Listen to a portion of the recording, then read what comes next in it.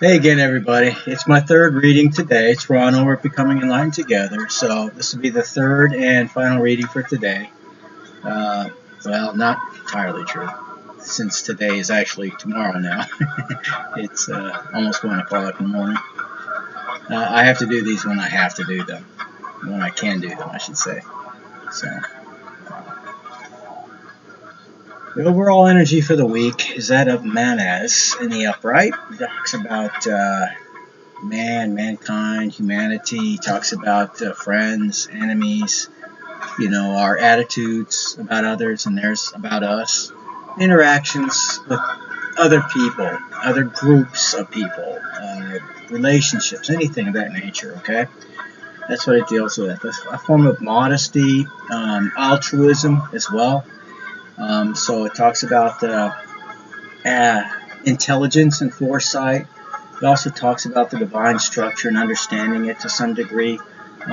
Your awareness, being aware, of course, of your interactions with other people, because most of what we've been talking about the last couple of months in particular is what's going on in the karmic camp.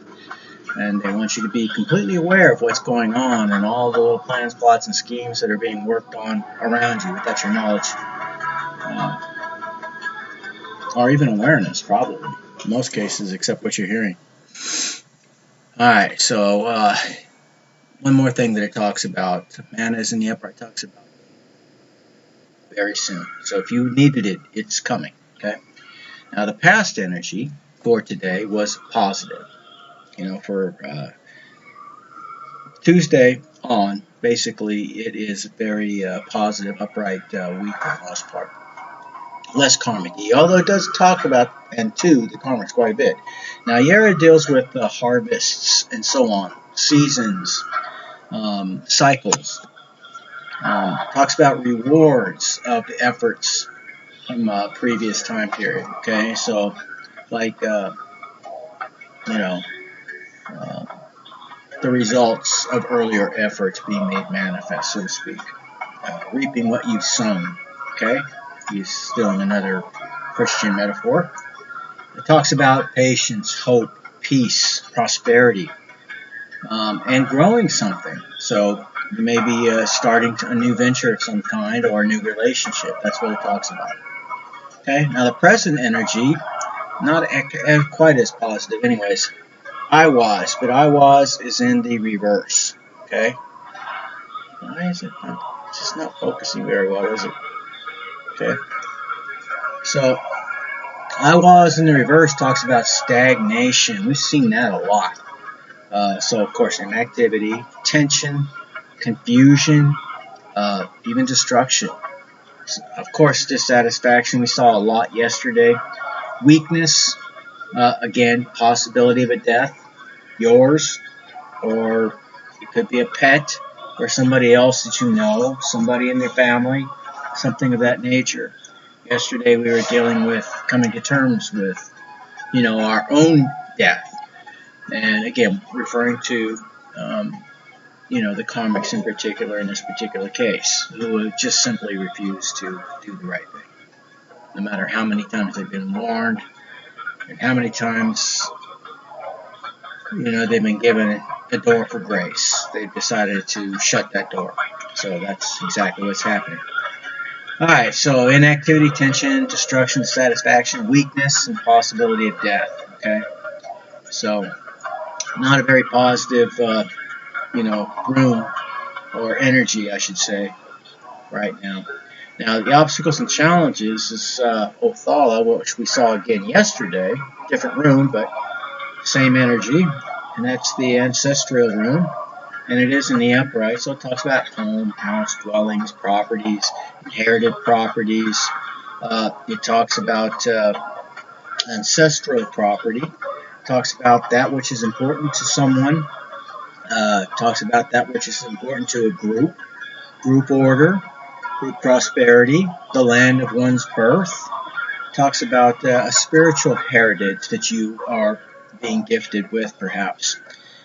So not everything that's passed down in terms of gifts and inheritances are all material, if you will. Some of them can be spiritual, okay? So, and that's the case for some of you out there.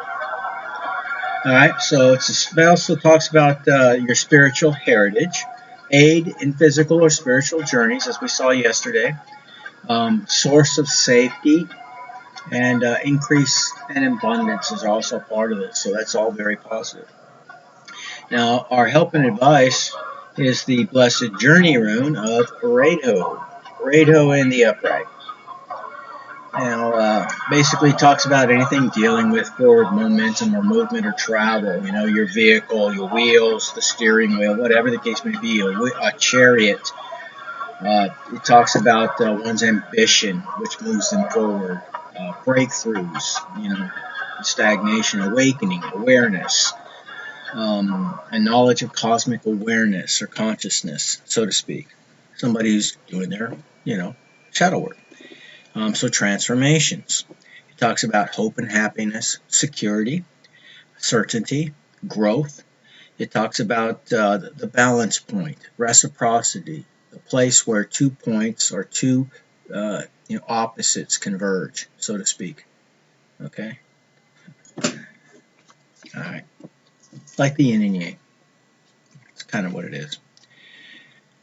All right, and finally, for the future outcome, what we have is that of Degas in the upright, or Degas.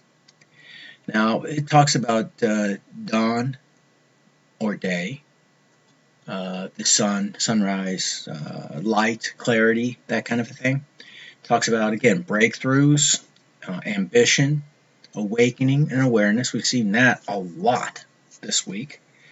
So, going within, seeking, your intuition and all that, and listening. That's very important.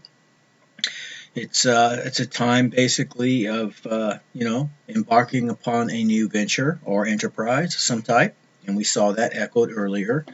With Othala, and we also see change, which is directed by the will. Okay. So transformation, hope, happiness, security, certainty. Talks about release, the balance point, reciprocity, the place where opposites meet. Okay. So, as I stated, it's very, very overall, it's positive energy that we're looking at. Now, there are some things, of course, that could be looked at, especially is the present energies that of stagnation and inactivity. So, some of that has got to be dealt with. Okay, we got to get our wheels, moving here. So I don't know what that means for you, what it is you're embarking in, whatever it is. If it feels right, then just do it. It could be a leisure activity. That leisure activity could be the activity that you are meant to be doing in this lifetime. You don't know. Or a lot of you don't know. Some of you in the collective probably do know by now what it is that you're here to do. So with that being said, I will leave you with this final one, a very short one. Basically, it talks about confusion, stagnation, dissatisfaction, about the awakening process and everything else. It basically is telling us through awareness, through seeking out our higher plane of existence, our spiritual plane of existence, that we may be relocated. You can call this a tower moment of sorts for those both in the collective and the karmic world who are reconsidering their evil ways.